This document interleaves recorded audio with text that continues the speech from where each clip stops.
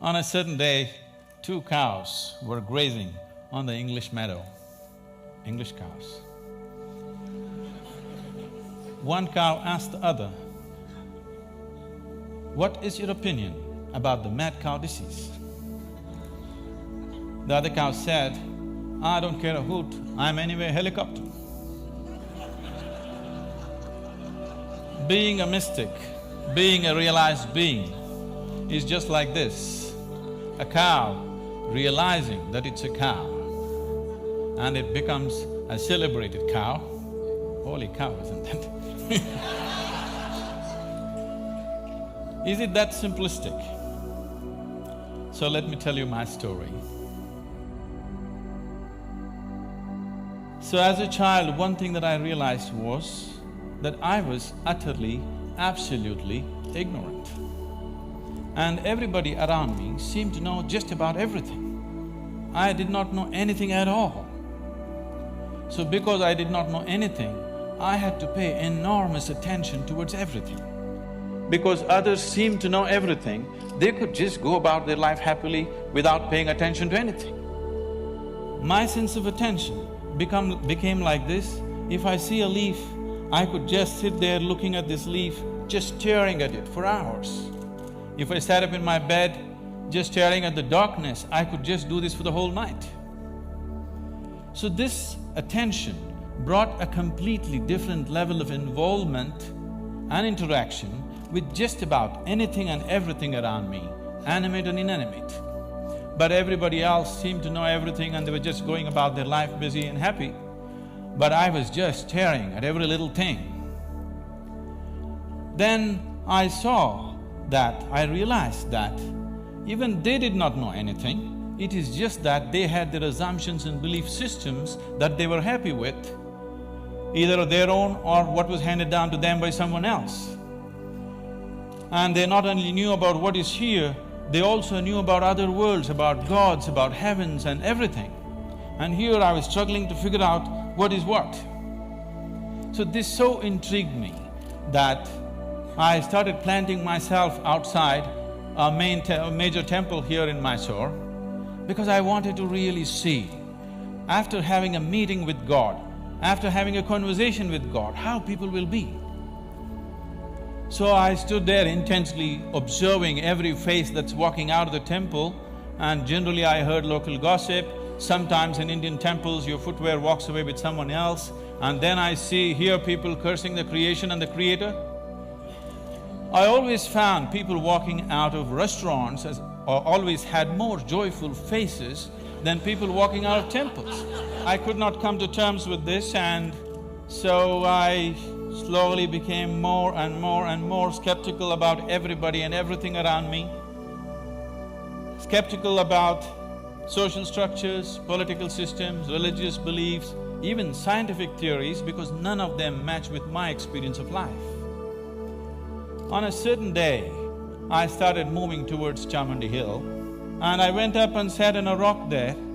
Till that moment in my life, I always thought this is me, and that's somebody else and something else. But for the first time, I did not know which is me and which is not me. Suddenly, what was me was just all over the place. The very rock on which I was sitting, the air that I breathed, the very atmosphere around me, I had just exploded into everything. That sounds like utter insanity. This, I thought, lasted for 10 to 15 minutes, but when I came back to my normal consciousness, I was about 4.5 hours. I was sitting there, fully conscious, eyes open, but time had just flipped in my experience. For the first time in my adult life, tears were flowing down, and I've always been peaceful and happy, that was not an issue, but here I was drenched in a completely different kind of blissfulness, every cell in my body bursting with ecstasy. When I shook my head and trying to get some logical explanation for what's happening to me, the only thing that my very smart mind could say was, maybe I'm just going off my rocker. This experience, as it deepened and it started repeating itself, if I just sit here, what is moments for me seem to be hours for others. I think it's a minute, hours are gone. On a certain day, I happened to be sitting in a certain place. I actually thought it's about 25–30 minutes, but when I came to my normal senses, 13 days had gone by. I was sitting right there. India being what it is, a whole crowd had gathered, garlands around my neck, people touching my feet, somebody wants to know what will happen to his business, somebody wants to know when his daughter will get married. All the things that I hated were just happening around me. And I had to move away from this place just to avoid this crowd around me. And as this experience deepened into me, one thing that happened to me was everything that I believed was me suddenly was not me. This was always me. And suddenly I found this is just an accumulation of food that I've eaten. What I accumulate can be mine but can never be me. This was just a huge heap of impressions in my mind. And this body and mind not being me but just being mine, a distance arose between me and my body, between me and my mind. This also facilitated a certain experience within me, that suddenly the equation of time and space was suddenly not applicable for me. I was seeing that what is here is there, what is there is here, past, present and future got mixed up. It was one majestic chaos, but utterly beautiful. So, my skeptical mind, not able to come to terms with it, started conducting experiments. These experiments are too weird to talk about and the results too fairy tale-ish for anybody to believe. But one thing that I arrived at was that existence is not human-centric. And all human experience is self-made. Most people believe that their experience is molded by what situations in which they exist, but all human experience is 100% self-created from within. I think today a lot of science is beginning to agree with that. And having realized that, if all experience is created from within, if the basis of your experience is within you, the seat of your experience is within you as it is, what kind of experience of life would you want to have? For yourself, I'm sure, you want it to be at most pleasantness, whatever you may be doing. As I realized the basis of my experience is within me, I shifted from staring at things to sitting with my eyes closed. This was a dimensional shift in my life, from staring to sitting with my eyes closed. I got so fascinated with this human mechanism, I wouldn't want to open my eyes. For days on end, I'm just keeping my eyes closed, wanting to see everything about this one. And what I realized was, if I take a piece of bread and put it into this system, this piece of bread becomes my body in a few hours and I begin to experience this as myself. This amazing process, as I became more and more aware of it, I saw the very source of creation, the very maker of this body, the manufacturer of this body is within. Once I saw this and I could see that I could rewire my brains completely in 24 hours, changing myself beyond social upbringing, family situations, even genetic qualities in me. I could see I could just completely change everything about myself. In 24 hours, I'm a different person. Another 24 hours, I'm a different person. I was like a conscious schizophrenic trying out different things. On a certain day, I just… in a field hockey game, I fractured my left ankle and I went and sat down in a place.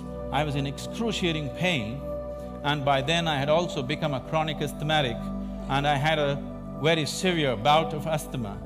And this pain and this inability to breathe together, they were quite something. At that moment it occurred to me, if the maker of this body is inside, why is it that I cannot mend this from inside? I sat down with a certain resolve. If this is true, I must be able to allow it to mend itself, otherwise I must be completely on a wrong track. I sat down with my eyes closed for about little more than an hour. When I came out, my asthma left me, never to come back again. And above all, my fractured leg was perfectly okay in little more than an hour's time. Armed with this experience, I started creating methods and systems through which every human being could access that intelligence and that capability within the system which can make a piece of bread into a human being. This intelligence and this competence within the human system, which is not just about thought process, exists in every human being, but unfortunately remains untapped. And I went about creating systems that people could make use of today, these technologies for inner well-being, these methods to engineer your interiority the way you want it. Millions of people are making use of it, enjoying the benefits of that, but the essential part of this is that there is such a high level of intelligence and competence on every millimeter of the body, every point of the body, not just in the thought process. This is completely untapped by human societies. There are ways to do this, and as I went into this process, what I saw was, what is it that determines what is me and what is not me? I am capable of taking a piece of bread and making it into myself. If I look at this body, it is just a piece of this planet that I have borrowed, but why is this separate and this is separate?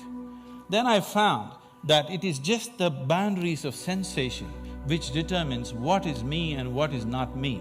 Here there is sensation, so this is me. There seems I don't feel the sensation, so that's not me. As I looked at this boundaries of sensation very, very closely from within myself, this was a space of my life where most of the time I remained with my eyes closed. I realized that the boundaries of sensation can either be stretched, expanded, or even made smaller than what it is right now. You can sit here and not feel anything that's happening here right now. This happens in sleep to some extent. Or you can sit here and extend your boundaries of your sensation for this whole hall. And anything that is within the boundaries of your sensation, you will always experience as myself. There is a glass of water here and this is not me, that's very clear. But if you drink it, you just included it into the boundaries of your sensation and that becomes you. So if you throw the boundary of your sensation out in an expanded form, you can sit here and experience everybody in this hall as yourself. You can stretch it further, experience the very cosmic scape like you experience your own body. This sense of inclusiveness, if it comes into you, when this came into me, I suddenly realized that to be loving is not somebody's teaching. To be compassionate is not an idea. To be in empathy is not some esoteric principle. This is the way a human being is made, if only he does not constipate his consciousness with limited identifications with things that he is not.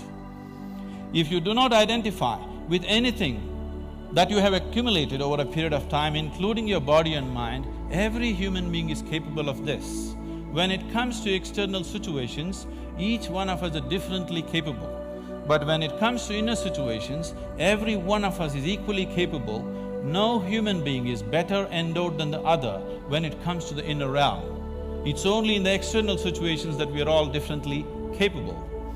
If this inclusiveness enters human life, if you can sit here and experience people around you as yourself, I don't think I have to teach you to be good. I don't think I have to teach you to love. I don't think I have to teach you to care, because caring for this one is very, very natural. This is ingrained within the very nature of the existence.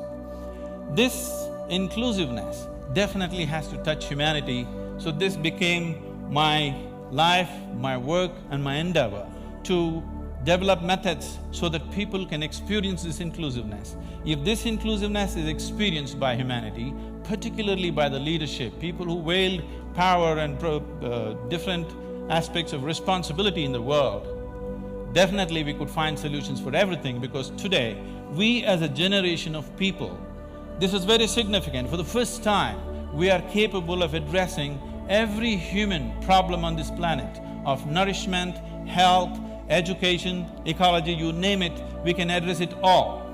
We have the necessary resource, capability and technology for the very first time. But are we going to do it simply depends upon how inclusive is our experience of life. If you stand here and you experience this planet as yourself, I don't think I have to tell you, take care of it. Every human being would do his best. When we do not have this inclusiveness, what we could do, we will not do. In our lives, if we do not do what we cannot do, that is not a problem. But if we do not do what we can do, we are a disaster. My hope and my work is just to see that we as a generation of people do not become that kind of a disaster. that what we can do, we will definitely do.